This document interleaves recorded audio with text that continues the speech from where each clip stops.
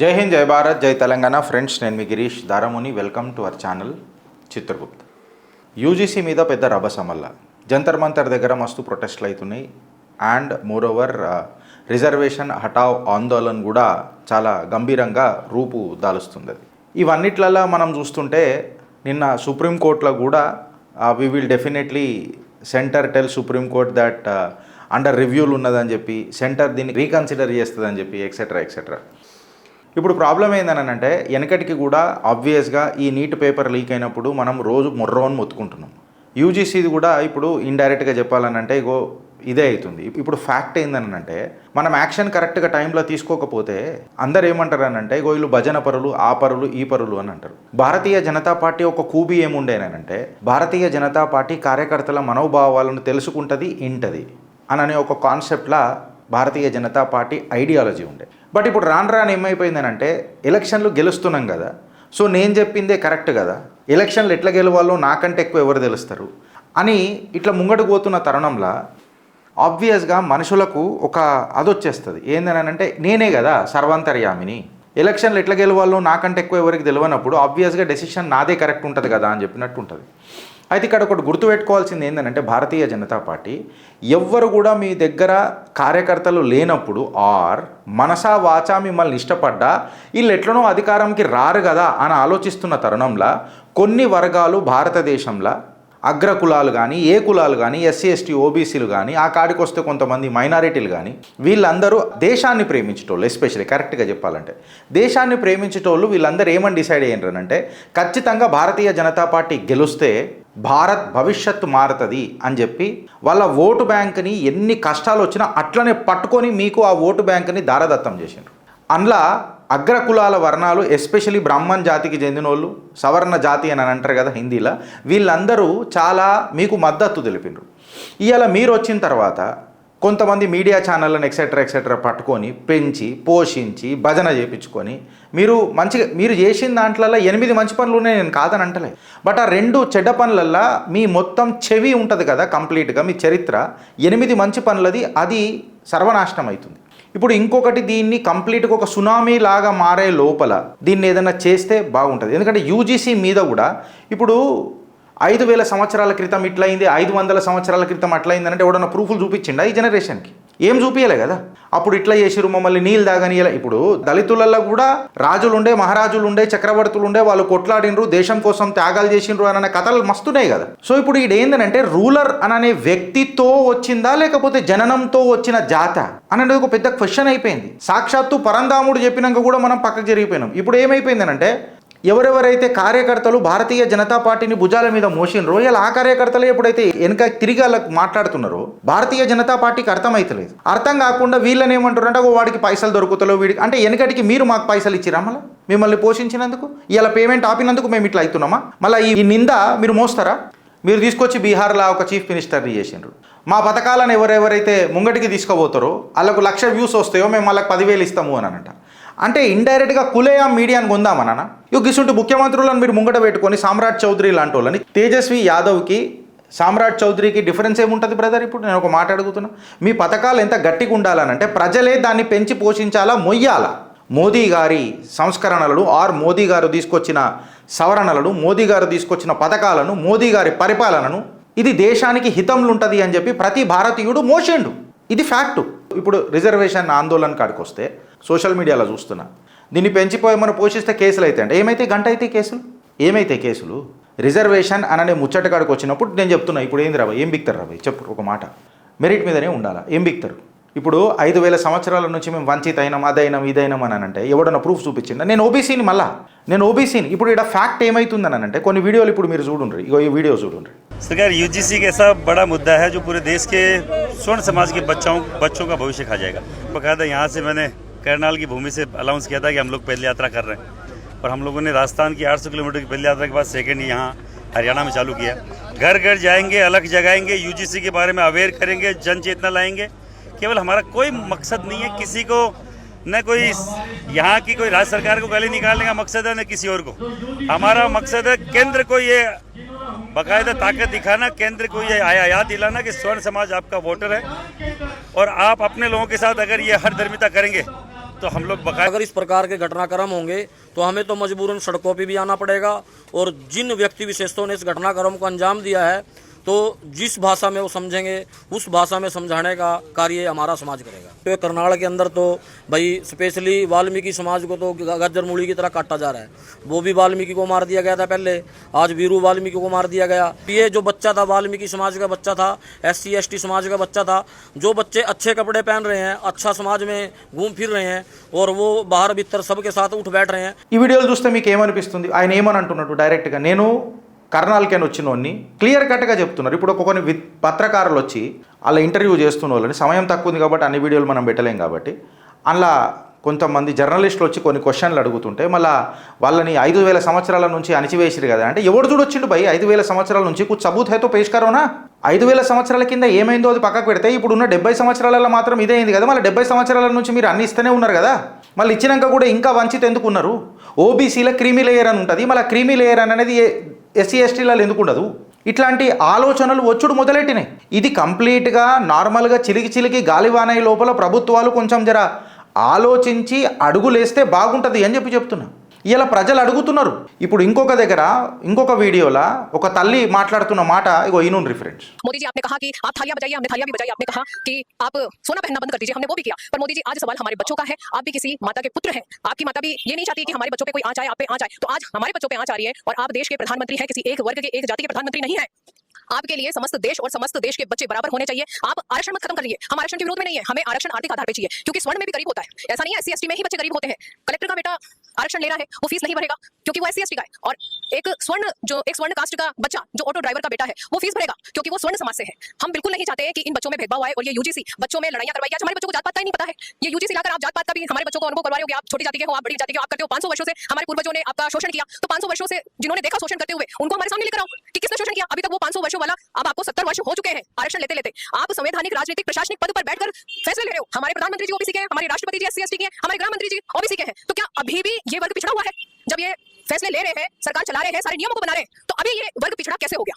तो ये तो एक तरह से स्वर्णों के खिलाफ साजिश है। और मैं कहती हूँ मोदी जी बहन बेटियों को कितना चुकाएंगे आप? देखते हैं हम जंतर मंतर पे आ रहे हैं, वेट एंड वॉच। ఇప్పుడు వాళ్ళు ఏమని అంటున్నారు? అరే భయ్ వెనకటికి ఏం తప్పైందో పక్కకు పెట్టు. మేము మా భవిష్యత్తు కోసం మోదీ గారిని గెలిపించుకున్నాం కదా, మా భవిష్యత్ భావి తరాలకు బాగుండాలని చెప్పి మోదీని గెలిపించుకున్నాం కదా. భారత భవిష్యత్తే మోడీ ఆలోచన, అదే ఆచరణ, మా అందరి ఆచరణ, మా అందరి ఆలోచన. ఇదే అనుభూతితో ఇదే అనుభవంతో ముంగడి కోదామని చెప్పి ఓటేసినాం కదా. ఇవాళ మా పిల్లల భవిష్యత్తు మోదీ గారే ఖరాబ్ చేస్తానంటే ఎట్లా?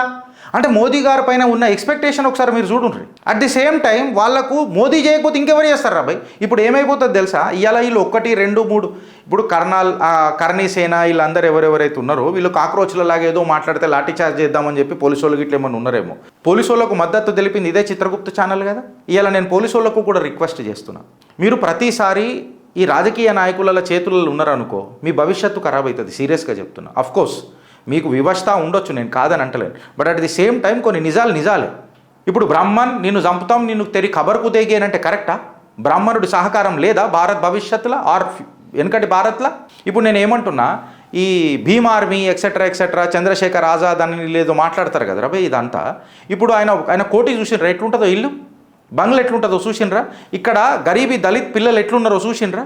మళ్ళీ ఇప్పుడు మనోడు భీమ్ ఆర్మీ అధినేత ఎవరైతే ఉన్నారో మళ్ళీ వాళ్ళు క్రీమీ లేయర్లని చూడాలన్నా వద్దా? ఇప్పుడు ఈ డిఫరెన్స్ అర్థం చేసుకున్నప్పుడే కదా ఇష్యూ వస్తుంది.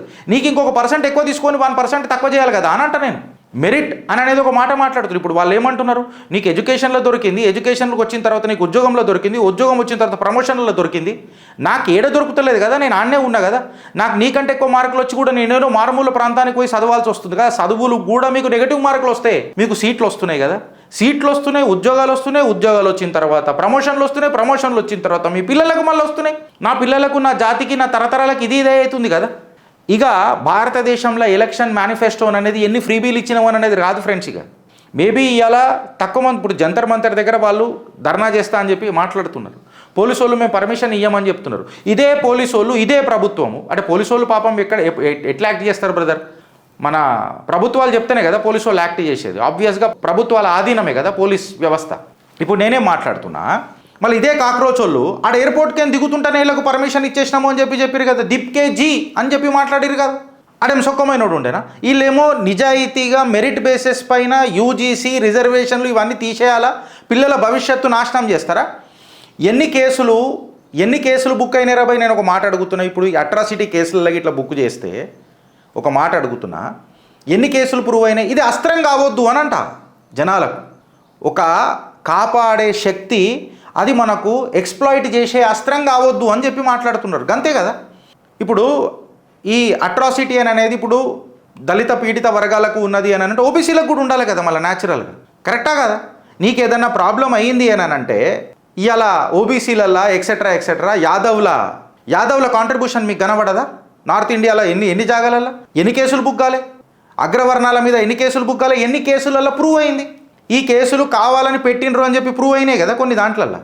సో ఇప్పుడు నేనేమని అడుగుతున్నాము అని అంటే, ఇప్పుడు రిజర్వేషన్ హఠావ్ ఆందోళన ఏదైతే జరిగిందో అండ్ యూజీసీ మీద ఏదైతే జరిగిందో, మేము ఓటేసినాము, మేము గెలిపించుకున్నాము, మోదీజీని గెలిపించుకున్న తర్వాత కూడా మాకు మా మనస్సాక్షికి ఇన్ఫ్యాక్ట్ చెప్పాలనంటే సంతోషం కలుగుతలేదు, సాటిస్ఫాక్షన్ కలుగుతలేదు అని చెప్తున్నప్పుడు, ఒక పర్మనెంట్ ఓట్ బేస్ ఏదైతే మిమ్మల్ని నమ్మి, మీరు ఏం లేకముందు మిమ్మల్ని నమ్మి మీకు ఓటేసిన ఆ ఓటు బ్యాంక్ అనేది ఇవాళ దారి తప్పిపోతుంటే ఆ దరిద్రం ఓడికి చుట్టుకుంటుంది ఫ్రెండ్స్. కొంతమంది యువకులు అయితే డైరెక్ట్ మాట్లాడుతున్నారు, అభి జోబీ హేనా అభి మోదీ సే హమే భరోసా నయ్యే. ఈ నరేటివ్ తీసుకొని వస్తున్నారు. ఇప్పుడు మోదీ ప్రభుత్వానికి వెనుక ఇప్పుడు ఎట్లుంటుందని అంటే, గిరీష్ నీకు పదవి ఇవ్వలేదు కదా అని చెప్పి నువ్వు మాట్లాడుతున్నావు కదా అని చెప్పి మాట్లాడితే, నేను పదవి ఉన్నప్పుడే ఇట్లా మాట్లాడితేనే నా పదవి ఉడవికిరు. నేను నిజాయితీకి ప్రాధాన్యత ఇచ్చిన, పదవికి కాదు. పదవి కోసం నేను పెదవి మూసుకోలే, ఓపెన్గా చెప్తున్నాను. Let us discuss in an open heart, right? నా పదవి ఎందుకు తీసిర్రు, నన్ను ఎందుకు సస్పెండ్ చేసిర్రు అని చెప్పి మాట్లాడితే, నేను పదవిలుండి కూడా భారతీయ జనతా పార్టీని విమర్శించినందుకు తప్పే. ఇలా షైజాద్ పూణేవాలా ఎందుకు వెళ్ళిపోయిండు? ఇన్ని సంవత్సరాల పాటు నేను పనిచేసి భారతీయ జనతా పార్టీకి నేను ఇల్లు రెంట్ కట్టుకోలేకపోతున్నా అని చెప్పి మాట్లాడుతున్నాడు. అంటే మిమ్మల్ని డిఫెండ్ చేస్తున్న కార్యకర్తలను మీరు పట్టించుకోకపోతే, వాడికి ఫండింగ్ వస్తుంది, వీడికి ఫండింగ్ వస్తుంది అని ఏడుచుడెందుకు? మీరు ఎట్లనో మీ కార్యకర్తలను పట్టించుకోకుండా వేరేవాడెవడో బాగుపడుతున్నాడు, వాడెవడో ఫండింగ్ ఇచ్చి మాట్లాడుకుంటున్నాడు. రాజకీయాలలో మేము అన్నీ చేస్తాము, ఎట్టి పరిస్థితులలో అన్నీ చేస్తాము, సామదాన దండ భేదాలు అన్నీ చేస్తాము, ఎలక్షన్ గెలుస్తాము అని అన్నప్పుడు వాళ్ళు చేసింది తప్పెట్లయితుంది రా భయ్? ఇవాళ ఏ రకంగా అయిపోతున్నది అని అంటే, మోదీ గారు ఇన్ని రోజులు ఏదైతే చేసుకొని వచ్చిర్రో ఆ చెవికే ఇన్సల్ట్ చేస్తున్నారు మొత్తము. మోదీ గారు భజన పరులను జర పక్కకు పెట్టి, ఎవరెవరైతే భజన చేసిరో వాళ్ళందరికీ పదవులు ఇచ్చిరు కదా ఇన్ని రోజులు, జర భజన పరులను పక్కకు పెట్టి భారతీయులకు దగ్గరగా రీ అని అనేది లక్ష్యం ఇవ్వాలి. అరే నెత్తి మీద 100 రూపాయలు పెడితే చారాన కమ్ముడు అని నాయకులు, టీషర్ట్లు వేసుకుంటున్న నాయకులు ఇవాళ నరేటివ్లు బిల్డ్ చేస్తుంటే, ఫ్యూచర్ ప్రైమ్ మినిస్టర్లు, ఫ్యూచర్ లీడర్ ఆఫ్ ది అపోజిషన్లు, leader of the so and so, leader of that and so ఇట్లాంటివి మాట్లాడుతుంటే బాధేస్తుంది. బాధ్యత అయి మాట్లాడుతున్నాం ఇవాళ. ఇప్పుడు మధ్యప్రదేశ్లో కూడా మీరు రిజర్వేషన్లు, అరే సుప్రీంకోర్టు ఇచ్చిన గైడ్లైన్స్లు కూడా భారతీయ జనతా పార్టీ కూడా ఫాలో అవుతలేదు. మళ్ళీ మీరు ఇట్లా చేసిరు, మీరు అట్లా చేసిరు, మీరు ఇట్లా చేసిరు, ఇవన్నీ మాటలు కావాడా? మీరేం సొక్కంగా ఉన్నారు అని అనేది ముచ్చట ఉంటుంది. ఫ్రెండ్స్, నేను ఏమంటా అంటే, భజన చేసినంత మాత్రాన ఇప్పుడు నాకెటోళ్ళు ఉంటే కొంతమంది ఉంటారు, మూమెలేకే చూస్తేనా చూసో ఐస్ క్రీమ్ జితనా చూసినా చాతే చూసో, మేమైతే డాష్ మీద పెడతాం అలా నిసీదా. ఈ చాటుకార్తనం మా దగ్గర నడవది. వాడు అందుభక్త అని చెప్పి నేను పిలుస్తూ ఉంటాడు. అరే భారతీయ జనతా పార్టీ కట్టర్ కార్యకర్త ఉంటాడు చూడు, వాడు అందుభక్తి ఉండడు. ఎట్టి పరిస్థితి వాడు భారత్ భక్తు ఉంటాడు, వాడు దేశభక్తుడు ఉంటాడు, వాడు ధర్మభక్తుడు ఉంటాడు.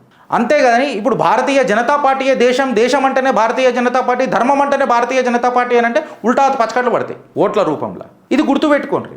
ఆడ ఏమొస్తున్నాయి తెలుసా? ఎప్పుడన్నా బయటికి వెళ్ళి చూడుండ్రి, తెలుస్తుంది. ఇక చాలా ఎక్కువైపోయింది. యోగికు లానేకా మోకా దిన్ ఆగేవో, మోదీజీ మీరు పక్కకు జరిగిపోండి, యోగిని తీసుకురాండ్రి.